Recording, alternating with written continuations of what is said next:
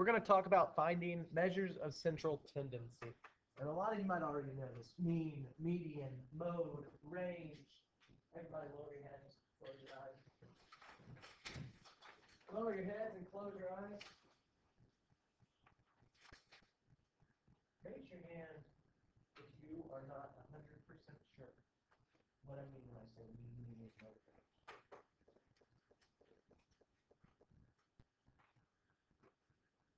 Leave your hands up.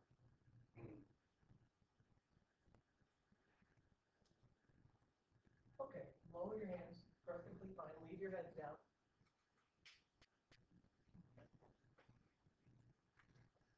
Everybody open your eyes. And here's what we're going to talk about. Let's say that we are given these values right here. Let's say that I'm given the values of 5, 3, 8, 2, 0, oh, I don't know, 1, 8, and let's say a 5 here. Okay, so I'm given these numbers, and it's jumbled again. It's not really in order or organized. So the first thing that I want to do is find the mean, median, mode, and range of this data set. I'm given a data set. So let's find the mean, median, that's a D,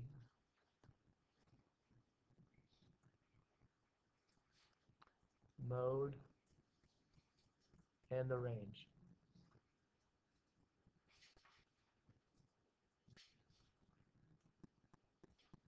Cool.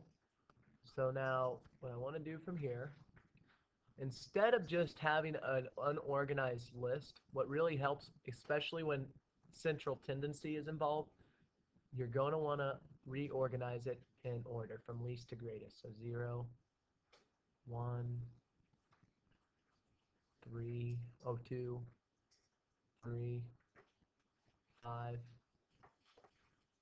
You can cross these out, and another 5 and 8.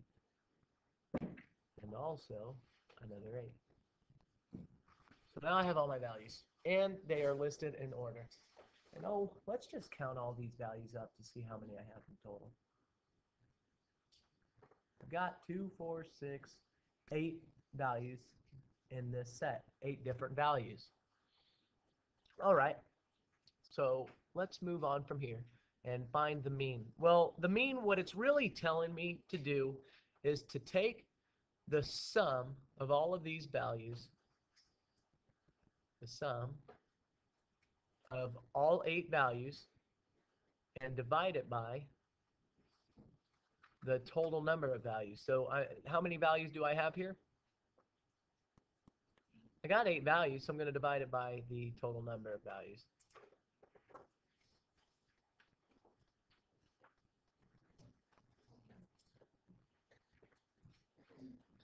Well, if I added all this up, I would find out that, they equal 32 about. So let's find out. 0 plus 1, 0, plus 2, 3, 6, plus 5, 11, plus 5, 16, plus 16 is 32.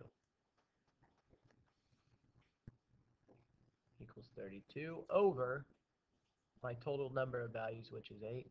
So my mean actually equals 4. And I box that answer. Okay, so my next part that I want to do is to find out the median. And the median, it's the middle number. It's the number in the very middle. Well, when dealing with even numbers, the median's a little bit more difficult because look, I've got 1, 2, 3, and 4 on this side, and I've got 1, 2, 3, and 4 on this side. So the middle number is somewhere in between 3 and 5. Well, I can't find a middle number by doing that. So what I have to do is take the mean of, whenever I have an even number of values, since I have 8 here, it's an even number, I'm going to take the mean of the 2 flanking values, or the 2 numbers that are next to each other in the middle. Yes, sir.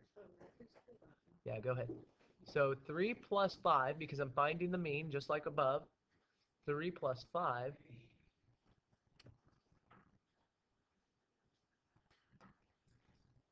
and this is over 2 because the mean for this set is two numbers that are added together, which equals 8 over 2. Well, 8 over 2 is still 4. Guys, that's kind of interesting because it's the same value as the mean, 4 and 4. So the median and the mean in this case are 4. But this doesn't always hold true. It's not always the case that the mean and the median are the same.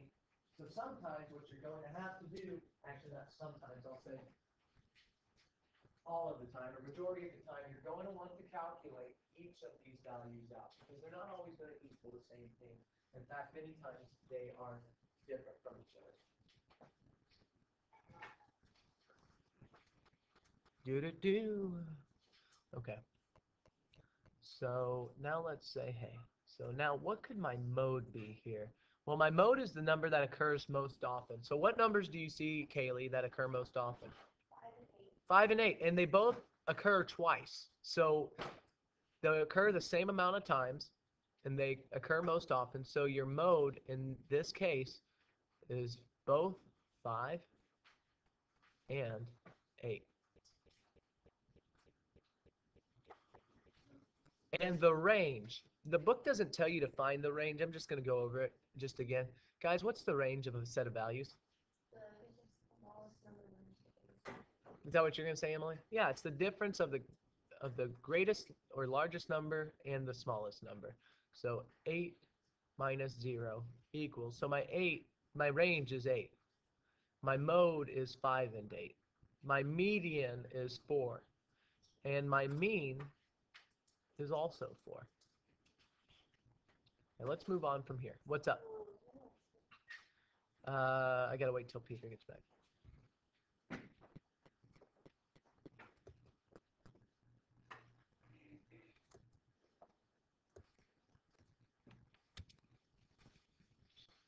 Well, you guys have already done the stem and leaf plot, so I'm gonna skip over that.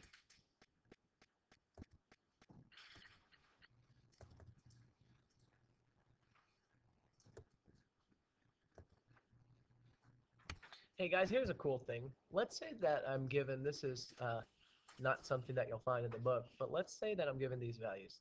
13, 13, 14, 14,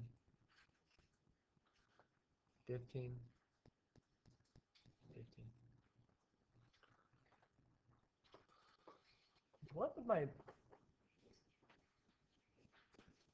I'm just going to read something to you that's in the book.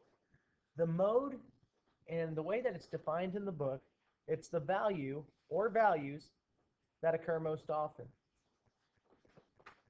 The value or values that occur most often. So in the set here, raise your hand if you think you know what the mode would be under this situation. Hey, Alexis, what do you think it is? It's 13, 14, 15. Why would you say that? Because none of these occur most often. They all occur twice is what I'm saying. Well, I'm curious. Why did you say 13, 14? Because I'm confused. I might think there's no mode because they all are the same. There's two of each one. Hmm? Well, let me point something out. We're going to come back to this, okay? We'll come back to this mode because I'm not sure what it is. But when I get these values, 13, 14, and 15, I'm going to tell you this. When I have 13, 14, and 15, who thinks they know what the mode is for this? Got it? What is it, Alexis? There is no mode for this set here. No mode. But above, you told me you think that it's 13, 14, and 15, but now you're telling me that with the set below, there's no mode. So what are you telling me, Alexis? There's no mode below. There's no mode for 13, 14, and 15.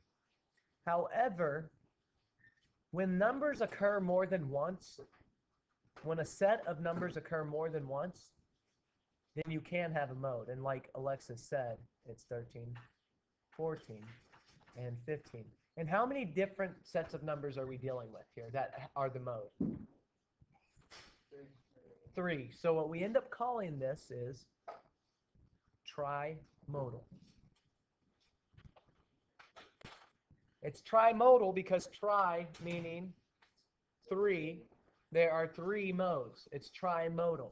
Well, let's look at this next one real quick. What if I had, I'm just going to deal with the same numbers, 13, 13, 14, 14. What would the mode be here? 13 and 13. It would be 14 and 14, so the mode would be 13 and 14. But my question is, what would you call this type of mode? It's bimodal. Yeah, absolutely. So if there are 2 sets that are modes, then we call this bimodal. If there are 3, then you call it trimodal. But if there's only one mode, you call it mode. So you could have mode, bimodal, trimodal. Now let's go down to the last set here. And we're going to look at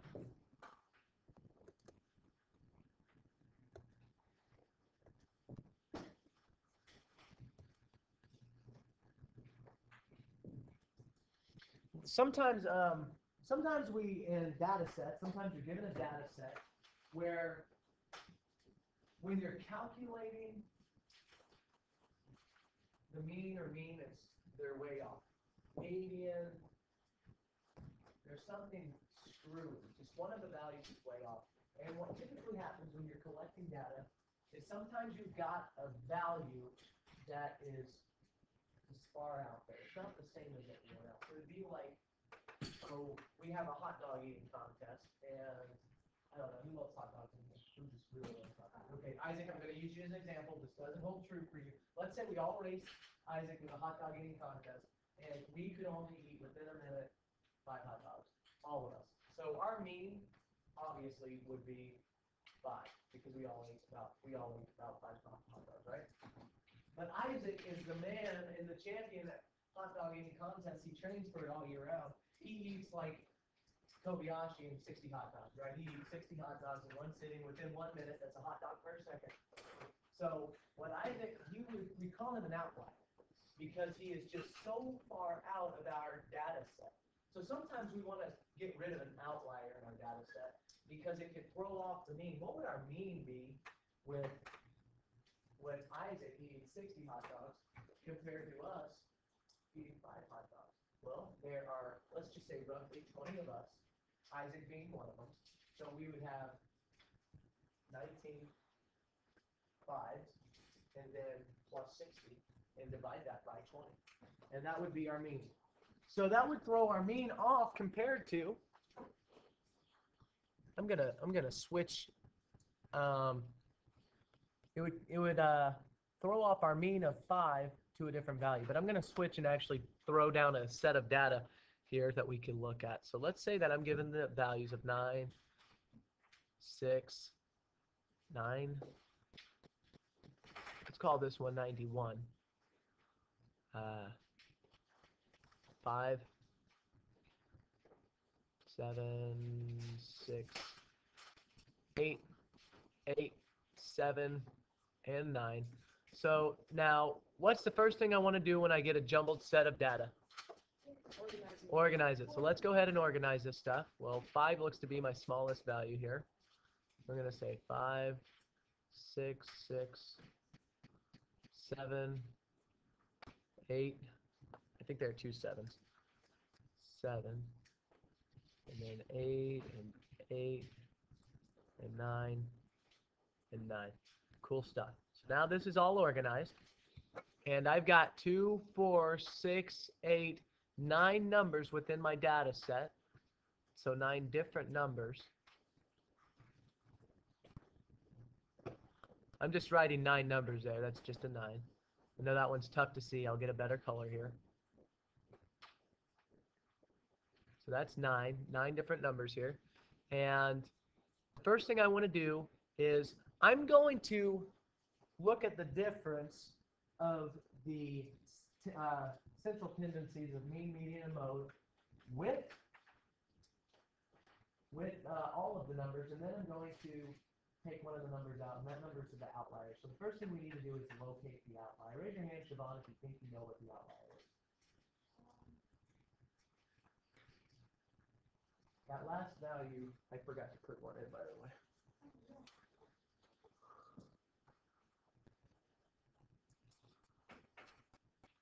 Siobhan, tell me what the outlier is. Yeah, the outlier is 91. So that means I have 2, 4, 6, 8, 10 values instead of 9 values, guys. That's all right. Just happens every once in a while. So I've got 10 values here. So I've got 91. 91's my outlier. We're going to look at both the mean, median, mode with the outlier and without the outlier.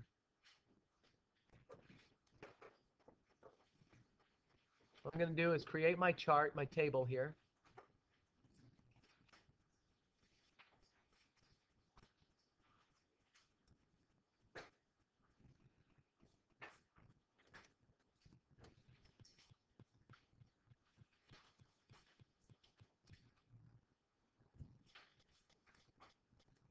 Nope. I know sometimes it just go wacky. Okay, so that should do it. And I'm going to say that this is going to be my mean, my median, my mode, and this is with the outlier, and this is without. Guys, symbols here, they help you write a little bit quicker. This symbol, W with a slash, stands for with. It means with. And this is just a short way of writing without. So this, again, with the outlier, without the outlier. And let me change my colors here. Use that one. So my mean, I'm going to add everything up and find and divide them by the total value. So let me grab my cool calculator.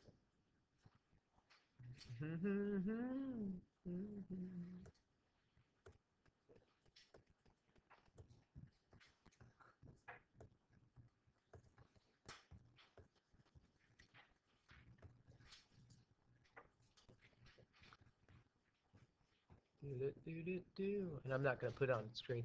I'll just say this. Okay, so my values here for this are, again, 5 plus, didn't want to do that. How much time do we have on the clock? I might cancel out of this. 3? 5 or 3? 5. We got 5. Okay, 5 plus 6 plus,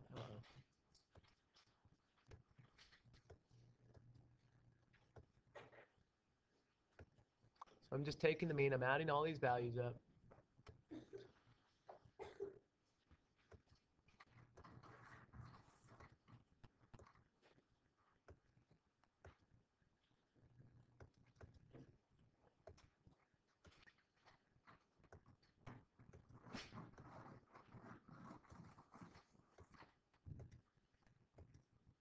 Okay, so that is a total of 156. I'm going to divide it by 10. So I should have 15.6 as my value for the mean. So this would equal, the mean would actually equal 156 over 10, which equals 15.6. Okay, so this is 15.6, but let's look at what it is without the mean. What I'm going to do is second enter here, second enter again. So let me get rid of the 91, my outlier here. And let's find out what that is. Without the outlier of 91, it's 65 divided by 9. So without the outlier, I'd have 61 or 65 divided by 9, and that equals 7.2. 7.2. So I already see a difference in the means without the outlier. But let's look at what the median for both of these would be. Well, when I have 91, my outlier, in the list, I've got 10 values. So that's an even set of numbers. So that would be one, oh, I got to get a different color here. That'd be 1, 2, 3, 4, and 5. And 1, 2, 3, 4, and 5. So it looks like 7 and 8 are the two numbers that I have to find a mean for to find my median.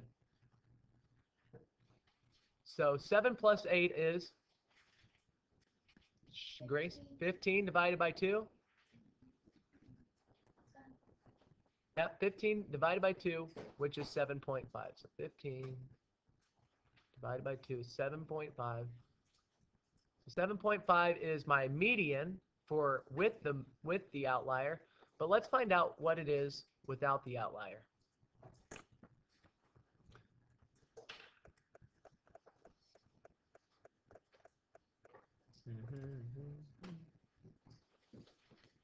I'm going to pull the calculator back on screen here, guys.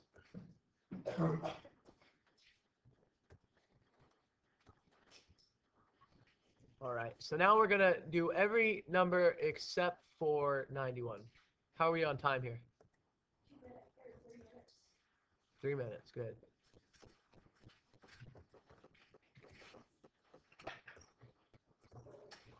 Oh, what am I doing here? I don't know what I was doing. Okay, that was silly. I was doing the mean. What I want to do, I'm going to clear up our screen some and say, okay, hey, what would, if I threw out the outlier, my values that I'd use are 5, 6, 6, 7, 7, 8, 8, 9, and 9 to find my median. Well, now I'm dealing with 9 values. Whenever you deal with an odd set, hey guys, stop moving stuff around. Sean, Charlotte, stay focused here. If I have an odd set of numbers, then I'll just need to collect the middle number for the median. So that is 7. And now my mode, what occurs most often? Well, I've got 2 6s, 2 7s, 2 8s, 2 9s. So 6, 7, 8, and 9 are my mode for both sets. But here's what I want to get across to you guys. This is the most important part. You can see on the screen up here that with the outlier, my median and mode are really skewed. They're far apart. Whereas without the outlier, it's pretty close together. So you know that the outlier's throwing your value of the mean, the average, off, isn't it? So the value of Isaac's 60 hot dogs is going to throw our mean off by a lot. We want to really get a true average of what most people could do. Guys, have a great day. Thank you. Homework is on the board. It is listed on the board.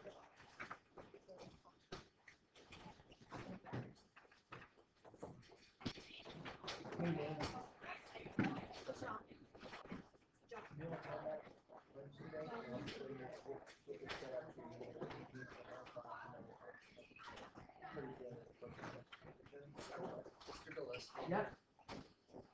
Thank you. Forgot all about that. Was no that thing comes. Right on it. How you holding that thing? Good. Yeah. You're good.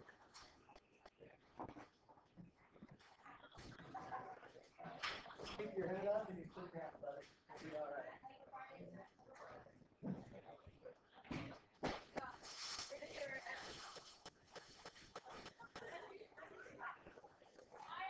You need a pass man? I'll get you a pass man up there. Sure. That would be great.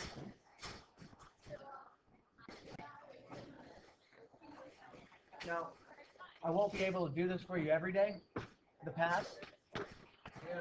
But I think your teacher, they'll be willing to let you slide until you get used to bringing your computer all the time. Okay. You might have to just start packing up a minute or 2 a week just in case. Okay. But I got the whole video recording. You did a video or a sound? Sound. Cool. There's your task, buddy. Good. I'm excited. Boy, you're gonna think this is cool in the long run. You're gonna think it's awesome. Hey, Leo, come on in, buddy. Give you an elbow rub. Elbows on. There we go. Hey, Leo. How you doing, buddy?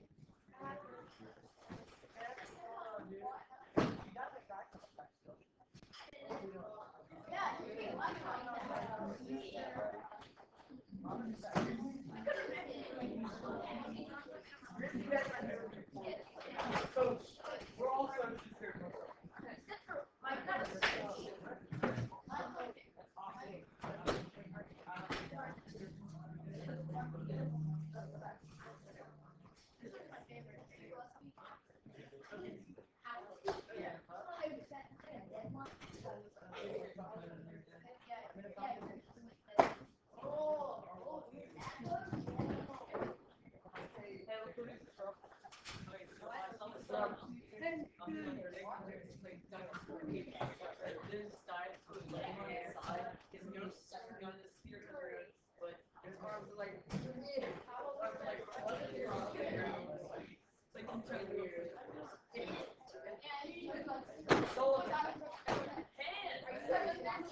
What?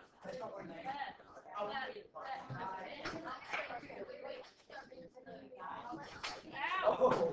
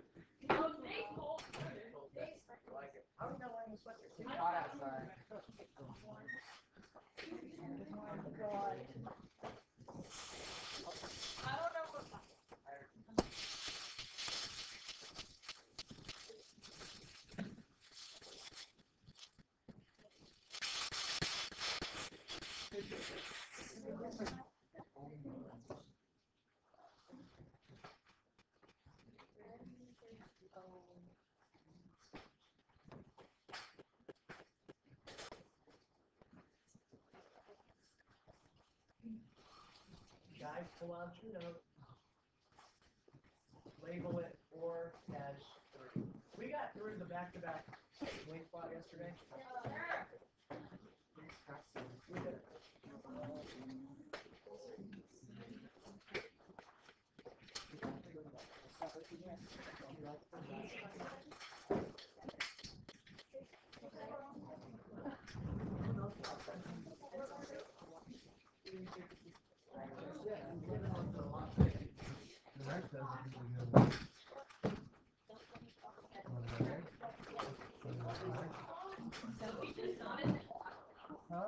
Yeah, Zoe switched to my third period class. It had nothing to do with any of you guys. She just, her schedule got changed. Oh. Hey, as long as you still like me as a teacher, I'm alright. She moved to my third period class. Wait, what's the title? Something else. 4-3. So, yesterday as a refresher, guys. Hey, Mason, what's up? Yeah. So yesterday, we were dealing with organizing data, and we looked at stem and leaf plots, and then some of you were just reviewing the stem and leaf plots. But then we got to some new stuff, some back-to-back stem and leaf plots, which were pretty cool stuff. And we'll get into those again today. But what I want to look at, those of you who are talking know that they should just be listening. What I want to look at today, Javier, is measures of central tendency. Now, this might be a review for some of you, but at the same time, it's not.